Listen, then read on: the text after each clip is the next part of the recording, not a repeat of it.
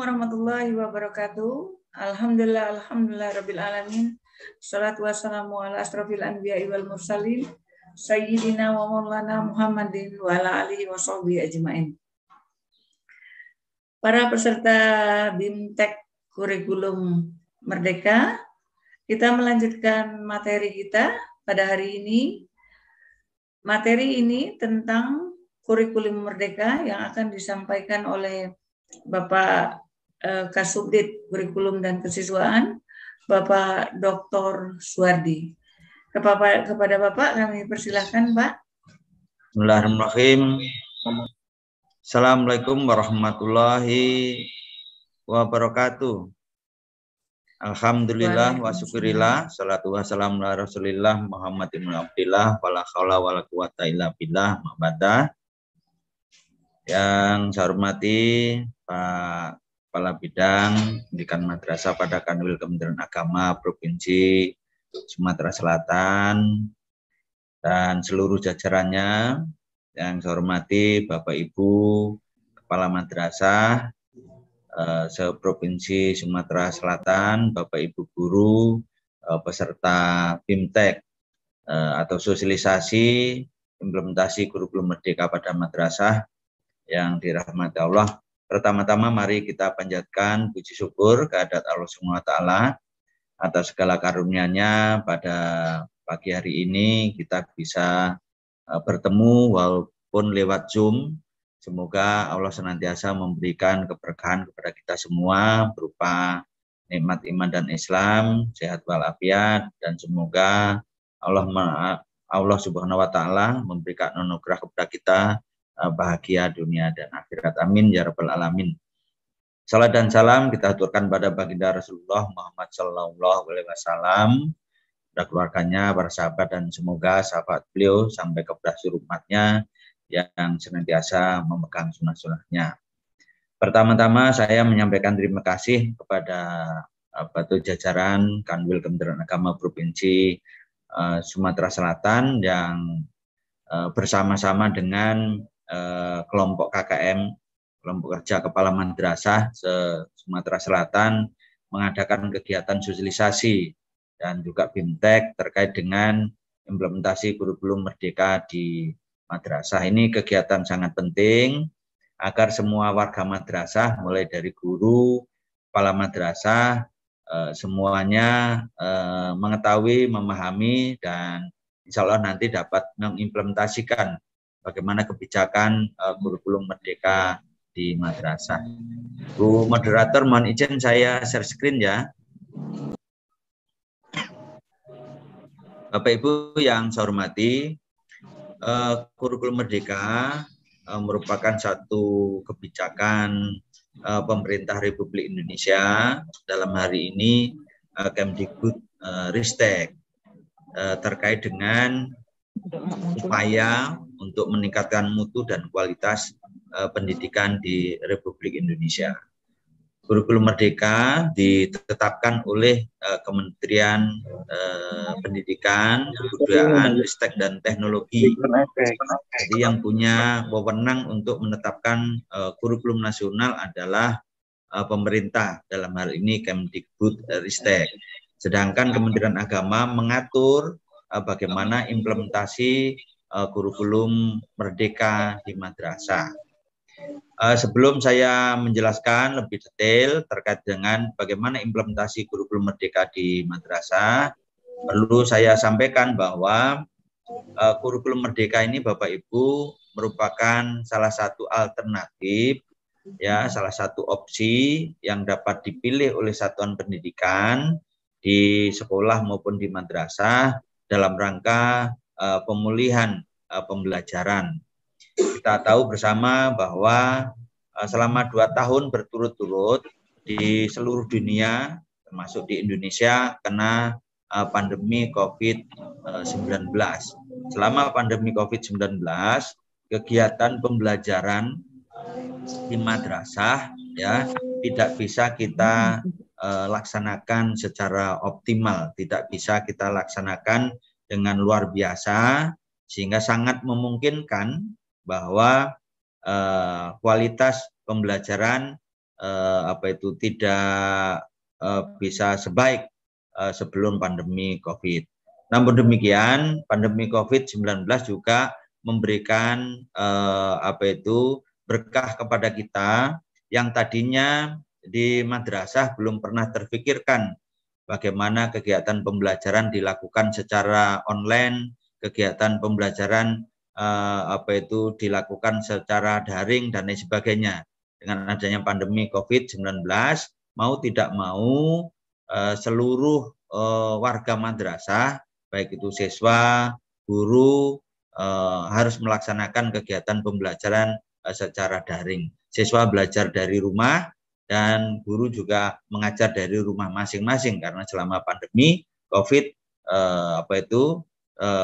sekolah atau madrasah ditutup atau tidak boleh melaksanakan kegiatan tatap muka.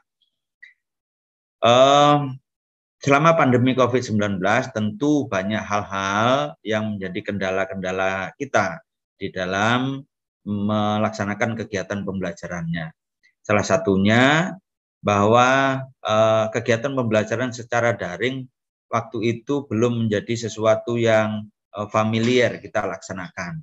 Tapi lambat laun kegiatan pembelajaran secara daring dapat kita laksanakan dengan baik. Termasuk hari ini Bapak Ibu, kegiatan sosialisasi atau BIMTEK yang dilakukan oleh teman-teman di Sumatera Selatan dapat dilakukan secara blended, kombinasi antara tatap muka dan daring.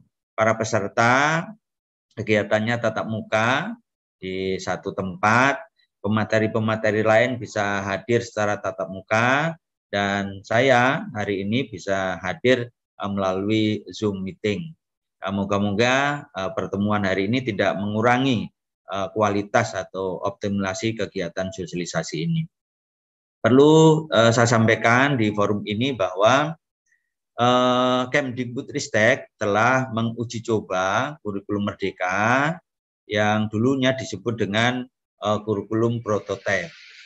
Kurikulum prototipe sudah diuji cobakan di kurang lebih 2.500 sekolah di tahun 2021, tahun pembelajaran 2021-2022. Dalam perjalanannya, implementasi kurikulum prototipe tersebut mengalami penyempurnaan, gitu ya. Salah satunya terkait dengan capaian pembelajaran selama kurun waktu 1 tahun, sudah ada penyempurnaan sebanyak 3 kali. Yang berikutnya kurikulum prototipe di tahun ini 2022 disebut menjadi kurikulum Merdeka. Kurikulum Merdeka ini pun Bapak Ibu merupakan kurikulum pilihan atau salah satu opsi yang dapat dilaksanakan oleh madrasah selama pemulihan pembelajaran mulai dari tahun 2022 sampai tahun 2024. Jadi sekali lagi ini merupakan suatu opsi, bukan wajib. Ya, oleh karena itu Kementerian Agama membuat satu kebijakan bahwa yang akan melaksanakan kurikulum Merdeka nanti adalah madrasah-madrasah piloting atau percontohan. Nah, apakah kurikulum Merdeka nanti akan digunakan untuk mengganti kurikulum 2013 atau bagaimana, nanti kebijakannya akan ditentukan oleh pemerintah di tahun 2024. Jadi penetapan kebijakan kurikulum nasional itu berdasarkan dari hasil evaluasi terhadap pelaksanaan pemulihan pembelajaran dari tahun 2022 sampai tahun 2024 nanti. Bagaimana implementasi kurikulum Merdeka di madrasah? Untuk implementasi kurikulum Merdeka di madrasah oleh Kementerian Agama diatur melalui Keputusan Menteri Agama nomor 347 tahun 2022, yaitu tentang pedoman implementasi kurikulum Merdeka pada madrasah. Kenapa Kementerian Agama mengeluarkan KMA 347?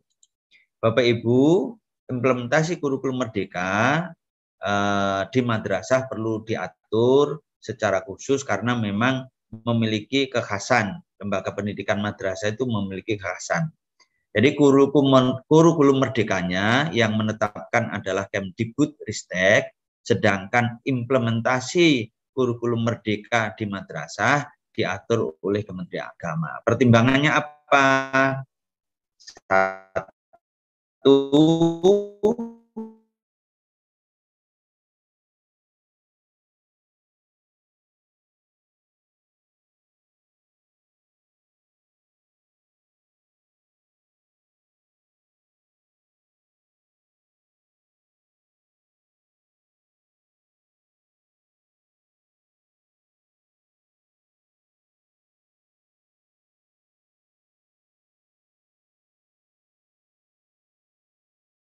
laksanakan mati.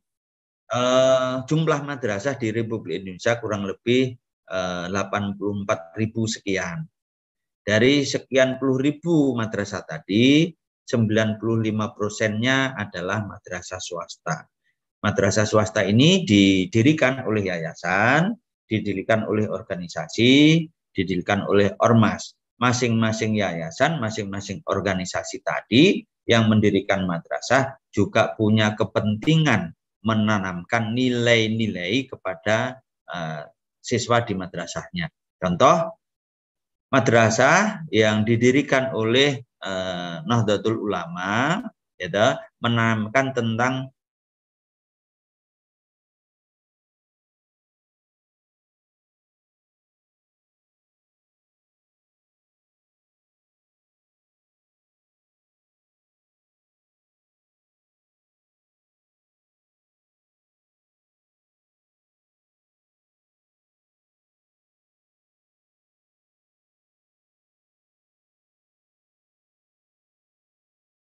diajarkan di madrasah karena itu merupakan satu nilai yang harus diberikan kepada peserta didik di madrasah. Tidak kalah pentingnya Bapak Ibu, di madrasah banyak lembaga pendidikan yang diselenggarakan dengan sistem asrama atau boarding.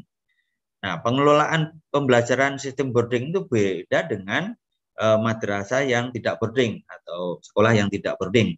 Kegiatan pembelajaran di boarding dilaksanakan pada pagi hari, ya, setelah sholat subuh, kemudian siang hari di kelas, sore hari, ataupun malam hari di masjid maupun di asrama madrasah.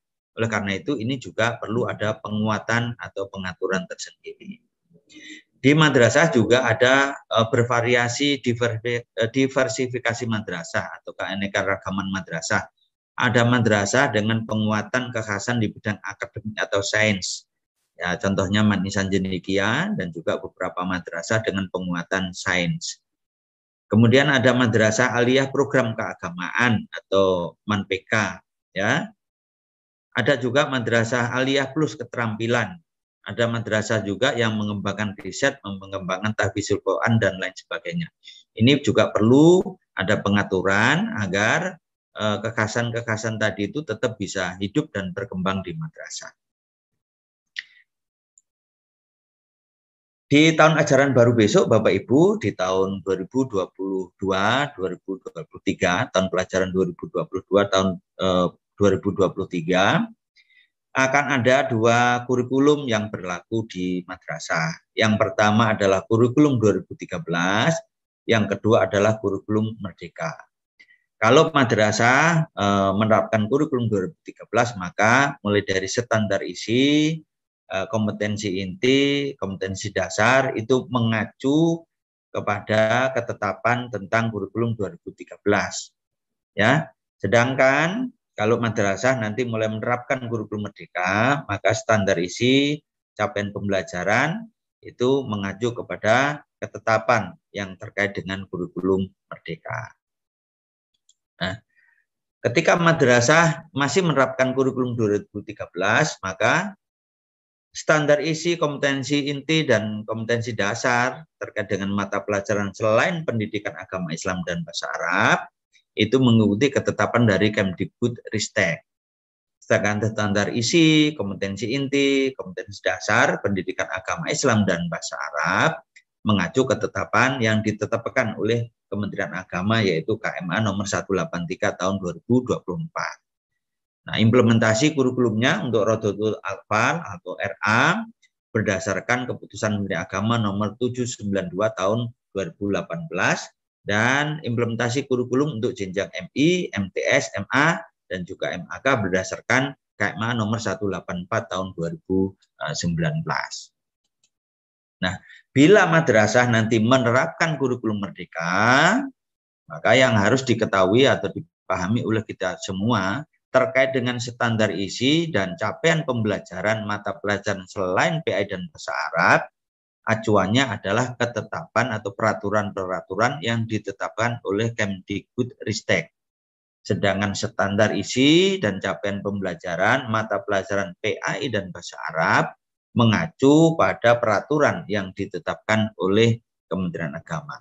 Alhamdulillah, baik SI maupun CP untuk mata pelajaran umum sudah ditetapkan oleh Kemdikbud, kemudian SI dan CP untuk mata pelajaran PAI dan bahasa Arab juga sudah ditetapkan oleh Kementerian Agama melalui SK Dirjen Pendis tentang capaian pembelajaran mata pelajaran PAI dan bahasa Arab. Kurikulum merdeka di madrasah, Bapak Ibu, akan dilaksanakan atau diterapkan di madrasah piloting. Jadi penerapannya secara bertahap, ya, terbatas pada madrasah percontohan atau piloting. Nah, madrasah piloting ini, Bapak Ibu, atau percontohan ini, prosedurnya atau mekanismenya madrasah harus menyiapkan diri. Madrasah selain menyiapkan diri, madrasah mendaftar nanti ya, kemudian harus mendapatkan rekomendasi dari Kemenak dan sebagainya. Nanti akan saya jelaskan di belakang. Nah, pada tahun pertama nanti, berarti tahun pelajaran 2022-2023, untuk RA itu bagi anak-anak usia 4-5 tahun, sedangkan di MI di kelas 1 dan 4, di MTS kelas 7, di Aliyah itu kelas 10, sedangkan kelas yang lain masih menggunakan kurikulum 2013.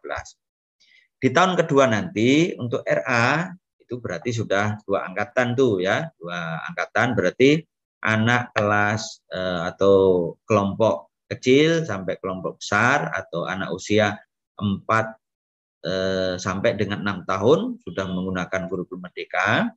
Untuk MI nanti di kelas 1, kelas 2, kelas 4, kelas 5 MI.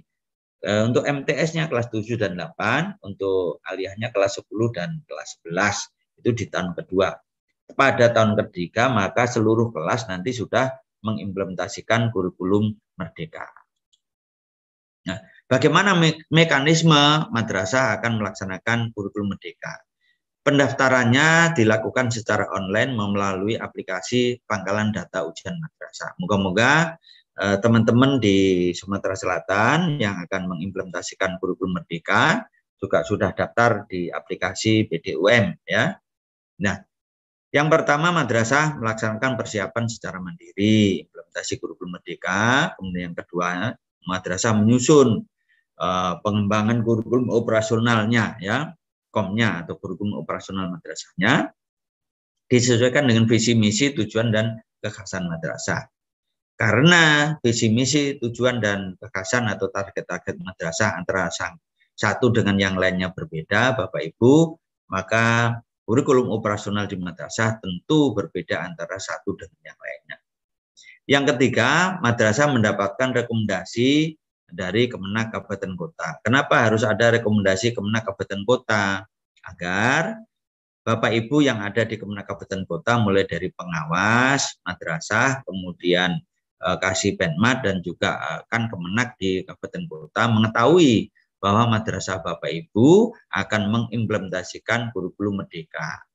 Kalau beliau tahu, maka beliau akan bisa memberikan pendampingan, ya, pembinaan dan sebagainya kepada madrasah. Insya Allah dengan demikian maka madrasah akan bisa optimal dalam implementasikan kurikulum merdekanya. Selanjutnya Kemenak Kabupaten Kota ke Kanwil Kementerian Agama Provinsi. Nanti Kanwil akan memberikan rekomendasi dan sekaligus akan melakukan verifikasi kelayakan dari madrasah ini mengimplementasikan kurikulum merdeka. Kenapa Kanwil yang memverifikasi, Bapak Ibu? Karena orang Kanwil atau beliau-beliau yang ada di Kanwil yang punya wewenang dan lebih tahu kondisi madrasah di wilayahnya.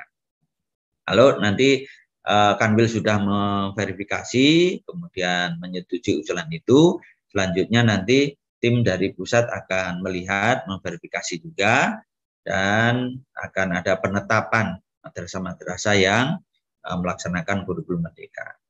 Bagi madrasah yang nanti ditetapkan kurikulum merdeka, melaksanakan kurikulum merdeka, maka mulai bulan Juli besok sudah mengimplementasikan kurikulum merdeka. Tapi bagi madrasah yang mendaftar tetapi belum memenuhi kriteria, tidak perlu berkecil hati. Silakan tahun pelajaran 2022 sampai 2022-2023 besok ini madrasahnya belajar mandiri, mengimplementasikan kurikulum merdeka agar selama 1 tahun betul-betul nanti siap hingga tahun ajaran baru tahun depan 2023-2024 madrasah-madrasah tersebut sudah bisa mengimplementasikan kurikulum merdeka dengan baik. Kira-kira demikian ya.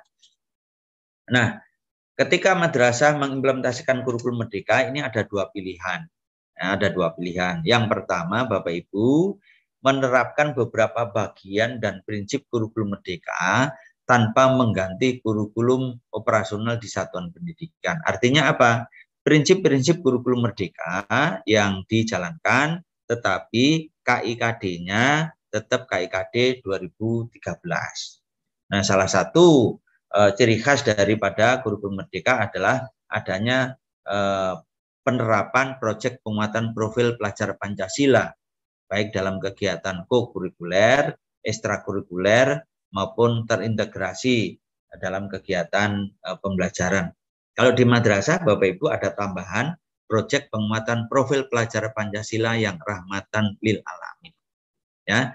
Nah, di samping itu Bapak Ibu, salah satu ciri daripada kurikulum merdeka adalah adanya pemberian wewenang atau otonomi kepada madrasah untuk mengatur kegiatan pembelajaran secara fleksibel sesuai dengan kondisi dan juga kebutuhan madrasah.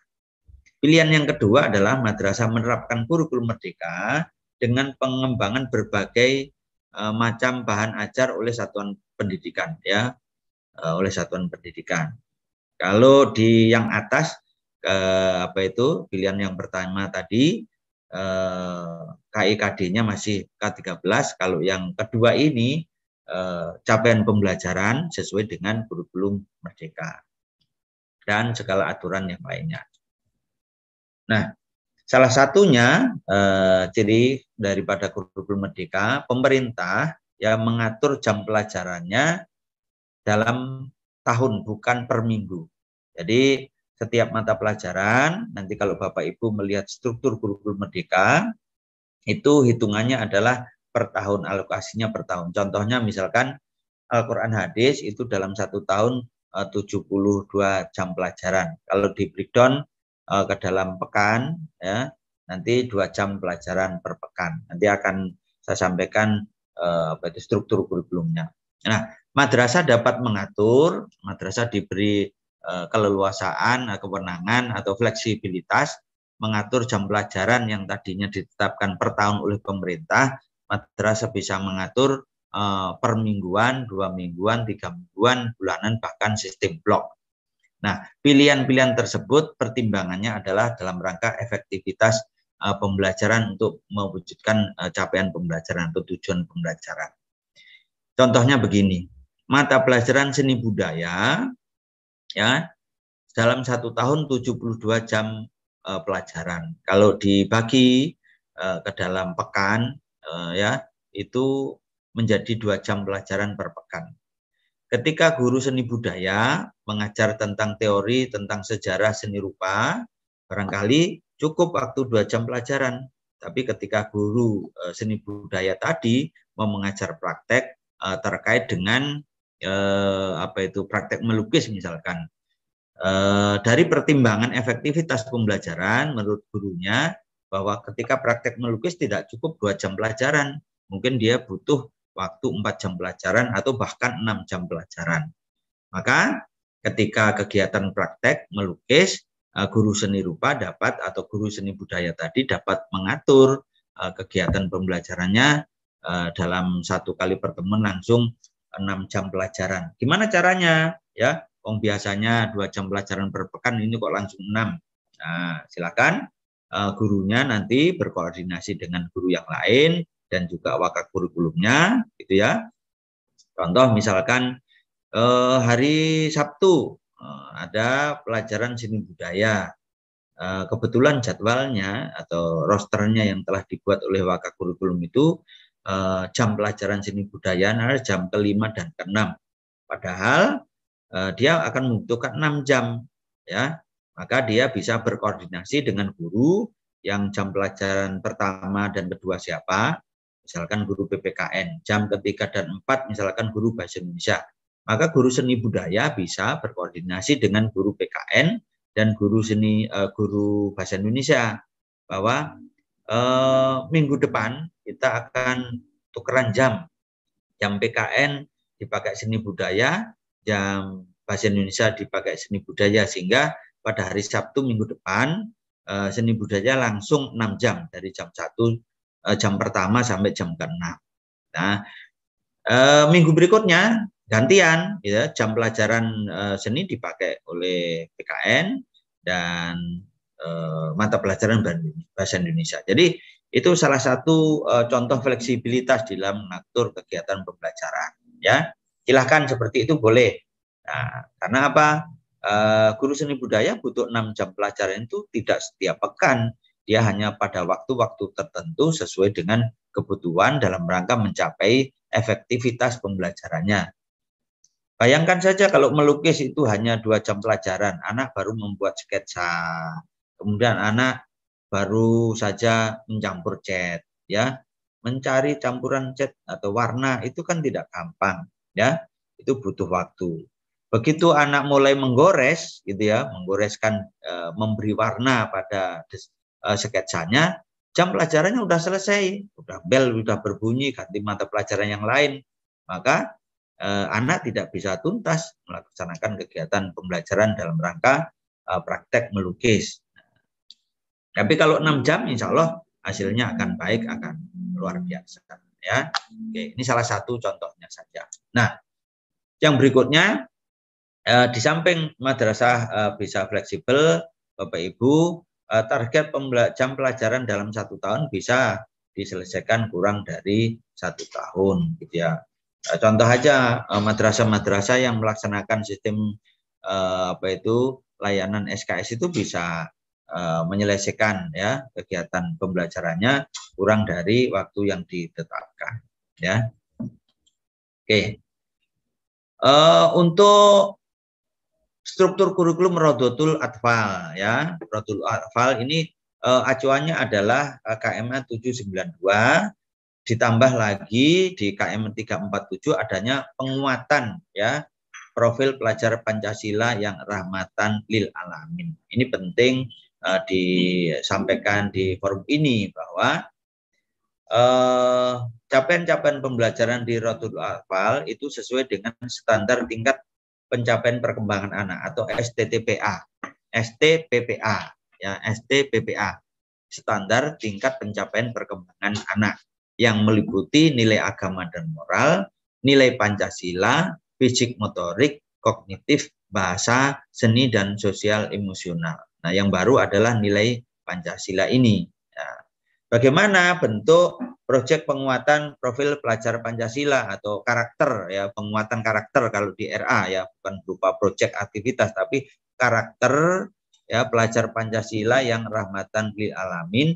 Ini dilaksanakan melalui kegiatan bermain di Rodotul Atfal. Karena memang untuk jenjang RA, Bapak Ibu, kegiatannya kegiatan bermain yang bermakna bagi perkembangan anak. Jadi kegiatannya seperti orang bermain-main saja, tapi semuanya demi perkembangan anak, baik fisiknya, baik motoriknya, sosial emosionalnya, kognitifnya, dan lain sebagainya. Untuk mata pelajaran MI, ya, struktur kurikulum MI yang berbeda dengan K13, Bapak Ibu.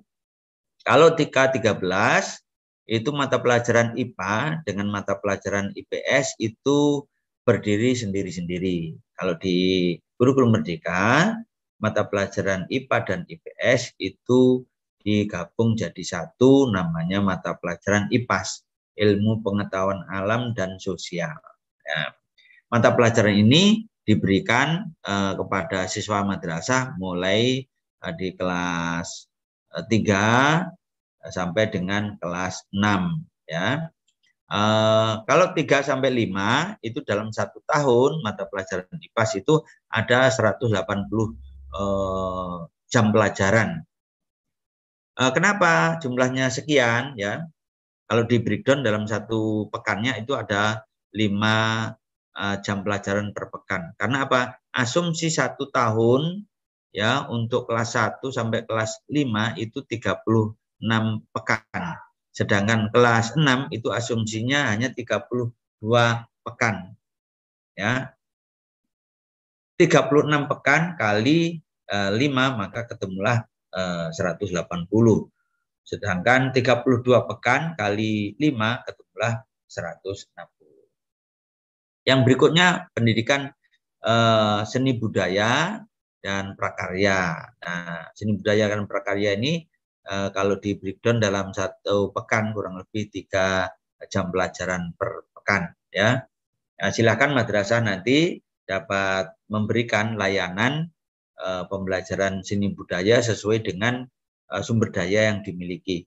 Kalau di madrasahnya ya gurunya punya kemampuan kompetensi di bidang seni rupa, maka anak-anak diberi mata pelajaran seni rupa. Kalau di madrasahnya kompetensi gurunya tidak hanya seni rupa, tapi ada seni musik, ada seni teater, maka madrasah juga memberikan layanan untuk pelajaran seni rupa, seni musik maupun seni teater. Nah, kalau di madrasahnya punya guru yang punya kompetensi di bidang seni tari, maka madrasah menyiapkan juga layanan pembelajaran untuk seni tari. Nah, anak-anak bagaimana? Anak-anak memilih mata pelajaran sesuai dengan bakat minatnya. Misalkan kalau anak itu bakat minatnya di bidang tari, ya ikut seni tari saja. Sehingga bakat minatnya anak bisa berkembang dengan baik. Kalau anaknya punya bakatnya di bidang seni rupa, maka anak-anaknya silakan mengikut mata pelajaran seni rupa. Ya. Ada satu hal yang baru di MI ini adalah mata pelajaran bahasa Inggris yang akan diberikan sejak kelas 1 sampai dengan kelas 6. Untuk jenjang MTS Bapak Ibu yang baru ya dalam struktur kurikulumnya adanya kegiatan mata pelajaran informatika itu diberikan anak sejak kelas 7 sampai dengan kelas 9 ya. Jumlah jam pelajarannya 72 jam per tahun atau 2 jam pelajaran per pekan kalau di breakdown dalam 1 pekan ya, dalam pekan. Mata pelajaran seni berlaku dengan seperti di MI tadi ya, madrasah menyediakan sesuai dengan sumber daya yang dimiliki, kemudian peserta didik memilih salah satu mata pelajaran seni budaya sesuai dengan bakat minatnya anak-anak. Untuk madrasah aliyah ya, untuk kelompok mata pelajaran umum ya, PAI, kemudian bahasa Arab, PKN atau Pendidikan Pancasila, Bahasa Indonesia, Matematika itu sama gitu ya. Nah, di kelas 10 ini mata pelajaran fisika, kimia, biologi tidak berdiri sendiri tetapi digabung ya, istilahnya menjadi mata pelajaran ilmu pengetahuan alam atau IPA. Begitu juga untuk sosiologi, ekonomi, sejarah, geografi, Bapak Ibu tidak berdiri sendiri tetapi menjadi mata pelajaran IPS. Ya, bagaimana nanti mengajarkan IPA dan IPS saya akan menjelaskan berikutnya. Seni budaya juga demikian, sama dengan MTS tadi, madrasah dapat menyediakan minimal 1 mata pelajaran seni budaya, 2 boleh sesuai dengan sumber daya yang dimiliki, 3 juga boleh sesuai dengan sumber daya yang dimiliki. Namun demikian peserta didik hanya boleh memilih 1 seni sesuai dengan bakat minat di bidang seninya apa gitu ya. Oke. Bapak Ibu yang saya hormati, bagaimana di kelas 10 tadi mata pelajaran IPA dan IPS-nya diajarkan, gitu ya, karena di tingkat aliyah itu tidak ada penjurusan lagi, ya, tidak ada penjurusan lagi atau peminatan. Bagaimana mengajarkan IPA dan IPS? Kita tahu bersama bahwa di madrasah aliyah belum ada guru yang sertifikasinya IPA maupun sertifikasinya IPS. Yang adalah sertifikasi guru mata pelajaran. Misalkan guru mata pelajaran kimia, sertifikasi guru mata pelajaran biologi, sertifikasi guru mata pelajaran fisika, sertifikasi guru mata pelajaran ekonomi, sosiologi, geografi, dan lain sebagainya. Nah, pemerintah memberikan 3 opsi atau 3 pilihan. Silakan nanti madrasah bisa memilih ya salah satu opsi yang cocok, yang bisa diimplementasikan di madrasahnya sesuai dengan kesiapan sumber daya yang dimiliki. Opsi yang pertama adalah mengajarkan muatan IPA atau muatan IPS secara terintegrasi. Bisa disebut dengan IPA terpadu maupun IPS terpadu. Sedangkan opsi yang kedua, mengajar muatan IPA atau IPS secara bergantian dalam blok waktu secara terpisah. Misalkan ini ya, tadi di struktur kurikulum, mata pelajaran IPA itu kalau di breakdown dalam 1 pekan, itu ada 6 jam pelajaran per pekan, karena di sana terdiri dari 3 mata pelajaran ya. Nah, kalau opsi yang kedua ini Bapak Ibu, misalkan mata pelajaran IPA jadwalnya hari Senin, ya hari Senin ada 6 jam pelajaran IPA. Hari Senin minggu ini, gitu ya, yang mengajarkan adalah guru kimia, materinya tentang kimia langsung 6 jam pelajaran. Minggu depan mata pelajaran IPA yang mengajarkan adalah guru fisika, langsung 6 jam pelajaran. Minggu berikutnya lagi yang mengajarkan guru biologi, langsung 6 jam pelajaran. Itu juga boleh. Ini alternatif yang kedua atau opsi yang kedua. Opsi yang ketiga atau pilihan yang ketiga adalah mengajarkan muatan IPA atau IPS secara paralel dengan jam pelajaran terpisah-pisah, ya seperti mata pelajaran yang berbeda-beda. Nah, misalkan begini, hari Senin ada jadwal mata pelajaran IPA 6 jam pelajaran, jam ke-1 sampai jam ke-6. Nah, kalau opsi yang ketiga ini atau pilihan yang ketiga ini implementasinya jam 1-2 yang ngajar guru kimia, materinya tentang kimia. Nanti jam ke-3-4 yang ngajar guru fisika, materinya tentang fisika. Jam 5-6 yang ngajar guru biologi, materinya tentang biologi. Jadi itu opsi yang ketiga. Implementasinya mirip-mirip seperti sekarang ini ketika madrasah menggunakan kurikulum 2013. Tetapi sekali lagi nanti setelah guru mengadakan proses pembelajaran, kemudian melakukan evaluasi, maka evaluasi dari mata pelajaran yang terpisah-pisah tadi dijadikan satu menjadi evaluasi dari mata pelajaran IPA. Begitu juga yang IPS ya, yang IPS ya, diatur seperti tadi, contohnya IPA tadi. Itu opsi yang ketiga. Bapak Ibu yang saya hormati, untuk kelas 11 dan 12 ya, anak-anak dari kelas 10 tadi kan sudah nggak ada peminatan nih, nggak ada penjurusan. Nah, kelas 11, 12-nya anak-anak ya dapat memilih kelompok mata pelajaran matematika dan ilmu pengetahuan alam atau MIPA. Ini bukan peminatan, bukan penjurusan, tetapi anak mulai dari kelas 11 dapat memilih kelompok mata pelajaran. Pilihan yang dipilih anak ini sesuai dengan bakat minat dan juga mereka mau melanjutkan kemana. Nah, siswa memilih 2 mata pelajaran minimal, maksimal 3. Madrasah wajib menyediakan paling sedikit 3 mata pelajaran. Contoh misalkan kalau ada siswa namanya Andi, gitu ya, siswa namanya Andi punya cita-cita kepingin jadi dokter, misalkan ya, atau namanya Siti kepingin jadi perawat atau bidan, gitu ya. Nah, Karena anak-anak ini mau jadi dokter, mau jadi perawat atau bidan, maka dia membutuhkan bekal ilmu terkait dengan biologi. Misalkan bekal ilmu terkait dengan kimia, bekal ilmu terkait dengan matematik. Maka namanya Andi maupun Siti ini mulai kelas 11-nya dapat memilih mata pelajaran biologi dan kimia. Nah, dia juga tidak ada kewajiban untuk memilih mata pelajaran fisika. Jadi kalau di kurikulum 2013, ketika anak peminatannya MIPA, dia harus wajib mengikuti matematika ikut, fisikanya ikut, kimianya ikut, biologinya ikut. Tetapi kalau di kurikulum Merdeka, anak bisa memilih 2 atau 3 mata pelajaran ini. Ya, kira-kira begitu. Milih biologi, kimia, dan matematik. Nah, dia tidak milih fisika, misalkan. Tapi lain halnya, misalkan anak kepingin melanjutkan jurusan teknik, gitu, teknik elektro, kemudian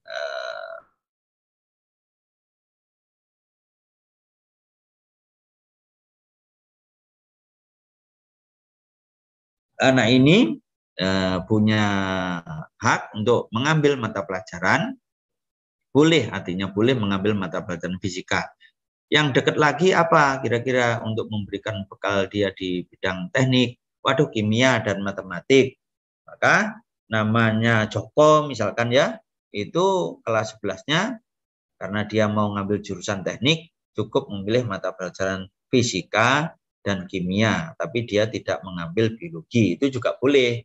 Nah, tapi kalau misalkan siswa kepingin jadi apoteker, ya, cita-citanya jadi apoteker, kemudian jadi farmasi, gitu, melanjutkan di farmasi atau teknik pertambangan, gitu. Maka anak itu boleh memilih mata pelajaran kimia sebagai mata pelajaran pilihan utamanya, ditambah dengan mata pelajaran yang lain. Begitu juga yang IPS, ketika anak itu punya cita-cita kepingin menjadi bankir atau ahli di bidang ekonomi misalkan ya, maka anak boleh memilih mata pelajaran ekonomi. Di saat ekonomi dia kepingin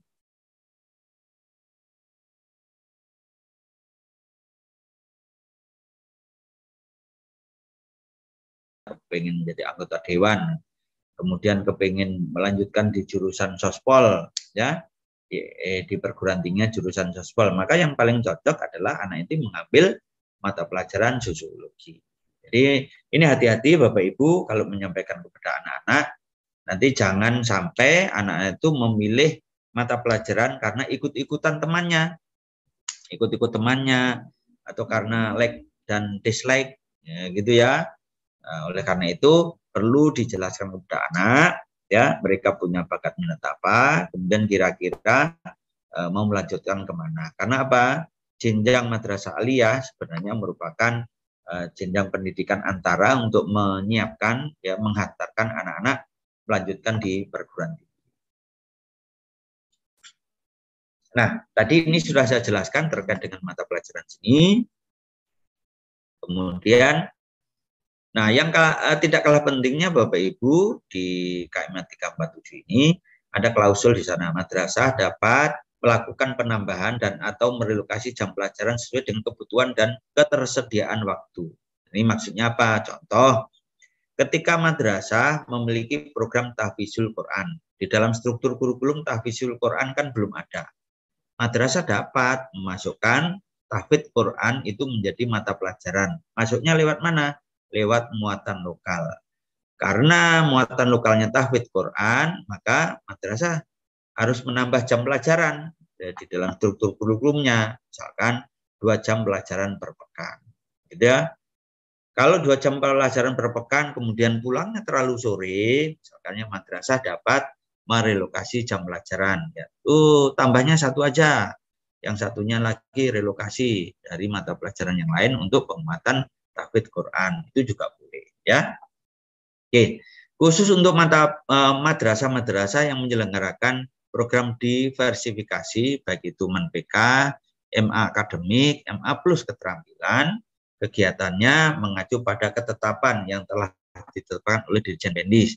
Jadi perlu saya sampaikan bahwa MA PK, MA MA akademik, MA plus keterampilan ini satu program dari Kementerian Agama. Kegiatan implementasi pembelajarannya sudah diatur oleh Ditjenpendis melalui panduan-panduan penyelenggaraan MANBK, panduan penyelenggaraan MA plus keterampilan, panduan penyelenggaraan madrasah aliyah akademik. Silakan Bapak Ibu yang menjadi kepala madrasah aliyah, guru madrasah aliyah, kemudian punya program itu, silakan dipelajari biar semuanya berjalan dengan baik, dengan optimal.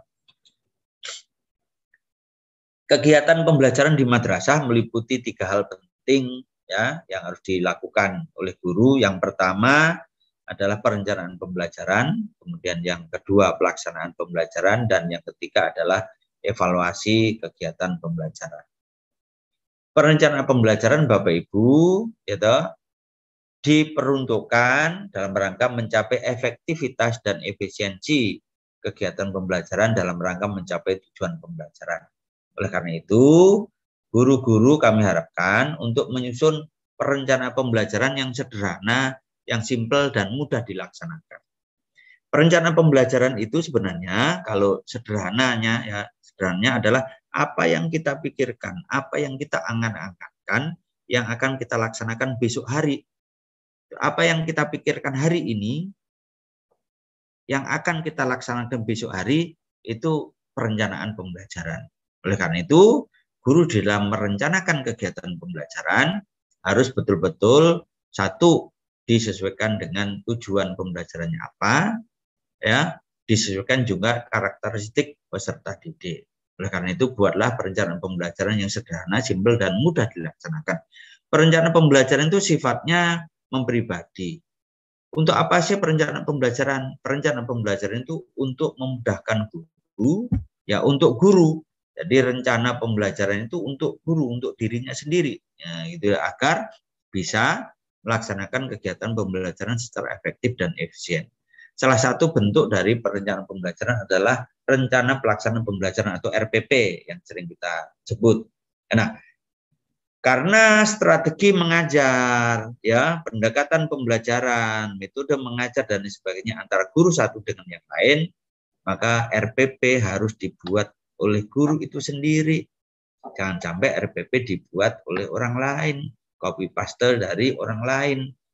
Kenapa? Karena yang punya strategi untuk mencapai pembelajaran secara efektif adalah kita sendiri. Oleh karena itu, kita sendirilah yang membuat rencana pembelajarannya. Jangan sampai orang lain, gitu. Karena bisa jadi orang lain tidak tahu apa yang sedang kita pikirkan untuk mencapai efektivitas pembelajaran. Yang kedua, pelaksanaan pembelajaran. Kita tahu bersama bahwa madrasah adalah satuan pendidikan umum berciri khas agama Islam. Oleh karena itu, pesan saya, seluruh aktivitas kegiatan pembelajaran di madrasah itu harus dijiwai, yaitu ruhnya adalah nilai-nilai agama Islam. Oleh karena itu, pesan saya, seluruh mata pelajaran dalam melaksanakan kegiatan pembelajaran, dalam membimbing anak, dalam mendidik anak, harus dijiwai oleh nilai-nilai religius, gitu, dengan menjadikan nilai-nilai akhlak mulia sebagai dasar dari kegiatan pembelajaran. Tidak kalah pentingnya, mari kita tanamkan nilai-nilai tentang moderasi beragama di anak didik kita, ya, agar anak-anak memiliki pemahaman yang moderat, ya. Yang kedua, menerapkan pembelajaran aktif dan pengalaman langsung kepada peserta didik. Jadi prinsip pembelajaran masa kini adalah berpusat kepada peserta didik, jangan sampai berpusat kepada guru. Seluruh aktivitasnya diperuntukkan untuk pengembangan seluruh potensi anak. Agar potensi anak berkembang dengan baik, dengan optimal, maka pembelajaran berpusat pada peserta didik. Aktivitasnya berpusat pada peserta didik. Setiap melakukan kegiatan pembelajaran, mohon kiranya guru menyadari bahwa setiap anak punya potensi yang berbeda-beda. Anak didik itu unik, gitu ya, punya potensi yang berbeda-beda, punya kebutuhan yang sangat beragam. Oleh karena itu, guru harus memberikan layanan sesuai dengan potensi dan keberagaman peserta didik, layanan individualnya, ya. Bagi madrasah yang berasrama di dalam KM 347 juga dijelaskan. Ya, moga-moga di Sumatera Selatan ini banyak madrasah juga berasrama. Kalau tidak berasrama maka berlaku kegiatan pembelajaran pada siang hari. Tapi kalau berasrama ada beberapa pengecualian di sini. Madrasah berasrama dapat menjalankan pembelajaran pada waktu pagi, siang maupun malam. Kegiatan pembelajaran di asramanya dimaksudkan untuk penguatan di bidang akademik, keagamaan, keterampilan, riset maupun kebangsaan. Ya, ketentuan terkait dengan madrasah berasrama nanti akan diatur oleh Ditjen Pendidikan Islam atau SK dari Ditjen Pendis. Bagian ketiga dari proses pembelajaran adalah adanya kegiatan penilaian hasil belajar. Penilaian hasil belajar kepada peserta didik di kurikulum Merdeka ini istilahnya menjadi dua, yaitu penilaian formatif dan penilaian sumatif. Apa itu penilaian formatif? Penilaian yang bertujuan untuk memantau dan memperbaiki proses pembelajaran serta mengevaluasi pencapaian tujuan pembelajaran. Jadi kegiatan penilaian formatif dalam rangka untuk memperbaiki atau meningkatkan mutu atau kualitas pembelajaran.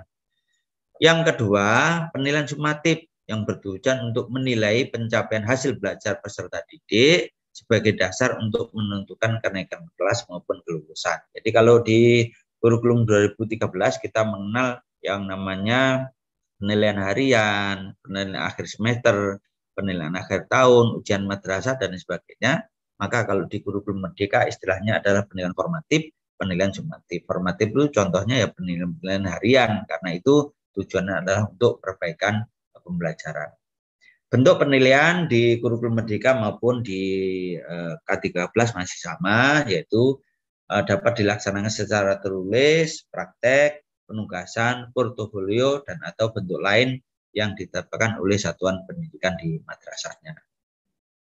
Nah, salah satu ciri khas dari kurikulum Merdeka adalah adanya pengembangan karakter yang dilalui atau dilaksanakan dalam bentuk pengembangan karakter profil pelajar Pancasila yang rahmatan lil alamin. Apakah K13 belum mengembangkan karakter? Sudah, ya, sudah mengembangkan karakter di selama madrasah melaksanakan kurikulum 2013, tetapi ya belum memberi porsi secara khusus untuk penguatan profil pelajar Pancasila. Kalau di kurikulum Merdeka, Bapak Ibu, setiap satuan pendidikan di madrasah wajib menyiapkan ya waktunya kurang lebih 20-30% untuk pengembangan karakter profil pelajar Pancasila yang rahmatan lil alamin. Kegiatan ini berbasis proyek.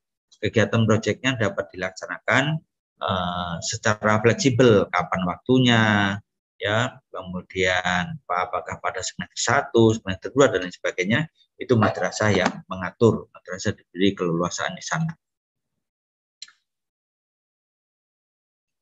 Nah, pemerintah menyiapkan tema-tema untuk penguatan profil pelajar Pancasila rahmatan lil alamin tadi, Bapak Ibu. Pemerintah menyiapkan temanya, madrasah mengembangkan topik-topik sesuai dengan kebutuhan madrasah atau tingkat capaian pembelajaran dan juga kebutuhan dan waktu yang dimiliki oleh madrasah. Ada 7 tema penguatan profil pelajar Pancasila, mulai dari bangunlah jiwanya dan raganya, rekayasa dan berteknologi untuk membangun NKRI, Bhinneka Tunggal Ika, gaya hidup berkelanjutan, kearifan lokal, kewirausahaan, suara demokrasi, ya. Kalau di profil pelajar yang rahmatan lil alamin ini diturunkan dari nilai-nilai moderasi beragama, ada 10 tema, mulai dari berkeadaban, keteladanan, kewarganegaraan dan kebangsaan, mengambil jalan tengah, berimbang, lurus, tegas, kesetaraan, musyawarah, toleransi, dinamis dan inovatif. Dalam 1 tahun pelajaran, ya, madrasah dapat memilih antara 2 sampai 3 tema untuk kegiatan proyek penguatan profil pelajaran Pancasila yang rahmatan lil alamin. Saya yakin sebenarnya di madrasah telah melaksanakan penguatan karakter. Contoh kecil saja Bapak Ibu, setiap ada kegiatan Ramadan di madrasah anak-anak OSIS itu mengadakan kegiatan pondok Ramadan, ya pondok Ramadan atau pondok Ramadan. Di sana dirancang oleh anak-anak bersama dengan guru atau dibimbing oleh guru. Kemudian anak-anak melaksanakan kegiatan pondok Ramadan. Kegiatannya tidak hanya sekedar mengaji, ya ada mengaji, ada tadarus, ada santunan kaum duafa, santunan anak yatim, melaksanakan kegiatan ibadah berupa tarweh, ya, sholat tahajud dan lain sebagainya. Nah, ini semakin mendapat kesempatan dan juga porsi untuk dikembangkan sesuai dengan prinsip kurikulum merdeka, ya, sesuai dengan nilai-nilai yang akan diharapkan di kurikulum merdeka, ya, tentang pengembangan penguatan profil pelajar Pancasila yang rahmatan lil alamin melalui kegiatan-kegiatan tadi. Dan masih banyak kegiatan-kegiatan yang bisa dilakukan oleh madrasah. Silakan Bapak Ibu di madrasah mengatur, ya, kurang lebih 20-30% dari waktu yang dimiliki untuk pengembangan karakter peserta didik, ya, untuk mewujudkan penguatan proyek profil pelajar Pancasila. Apa yang harus disiapkan oleh madrasah dalam mengimplementasikan kurikulum merdeka? Yang pertama, mengikuti sosialisasi. Yang kedua, mengikuti BIMTEK atau melakukan BIMTEK persiapan secara mandiri. Kemudian membuat tim persiapan implementasi kurikulum merdeka. Kenapa harus membuat tim persiapan implementasi kurikulum merdeka? Karena pelaksanaan kurikulum merdeka ini dilaksanakan secara bertahap. Nanti di kelas-kelas awal sudah kurikulum merdeka, tapi kelas kakak kelasnya masih kurikulum 2013, sehingga ini perlu ada tim sendiri yang menyiapkan dengan baik agar kegiatan pembelajaran nanti bisa berjalan dengan optimal. Yang kedua adalah menyusun kurikulum operasional madrasah atau dulu disebut dengan dokumen 1. Yang ketiga, menyiapkan perangkat pembelajarannya. Guru menyiapkan perangkat-perangkatnya mulai dari RPP, modul dan lain sebagainya sesuai dengan spirit kurikulum merdeka, ya. Teknik kemandirian, kolaborasi, fleksibilitas, dan lain sebagainya. Kemudian tidak kalah pentingnya, madrasah harus melakukan sosialisasi kepada warga madrasahnya, kepada siswa, kepada orang tua, kepada komite, dan lain sebagainya. Ya. Nah, silakan Bapak Ibu untuk lebih memantapkan diri, Bapak Ibu warga madrasah mengadakan studi banding atau studi tiru pada sekolah-sekolah yang telah melaksanakan kurikulum merdeka tahun lalu, yaitu sekolah-sekolah penggerak. Silakan belajar atau sharing dengan teman-teman yang ada di sekolah yang sudah menerapkan kurikulum merdeka atau kurikulum prototipe tahun lalu. Nah, sehingga dari sharing tersebut kita akan bisa lebih optimal dalam persiapan dan juga dalam pelaksanaannya nanti, ya. Oke. Kira-kira demikian Bu Moderator, Bu Hajah yang dapat saya sampaikan. Semoga teman-teman warga madrasah di Provinsi Sumatera Selatan tetap bersemangat, dan beberapa yang sudah memulai mendaftar untuk implementasi kurikulum merdeka. Sekali lagi Bapak Ibu, implementasinya adalah secara bertahap, piloting. Bagi madrasah yang belum menjadi piloting tahun ini, jangan berkecil hati, tetap dapat melaksanakan kurikulum merdeka mulai tahun ajaran tahun depan, gitu ya. Jadi tetaplah bersemangat dan siapkan dengan baik. Demikian yang dapat saya sampaikan, kurang lebihnya mohon maaf. Saya akhiri, wassalamualaikum warahmatullahi wabarakatuh. Waalaikumsalam warahmatullahi wabarakatuh. Kami ucapkan terima kasih Bapak atas penjelasannya yang clear dan komprehensif tentang kurikulum merdeka. Demikianlah Bapak Ibu, sudah kita terima tadi penjelasan dari Bapak Kasubdit Kurikulum dan Evaluasi. dari Direktorat Pendidikan Islam Kementerian Agama Republik Indonesia. Kita akhiri dengan billahi taufiq wal hidayah. Wa'fu minkum. Wassalamualaikum warahmatullahi wabarakatuh. Waalaikumsalam warahmatullahi wabarakatuh.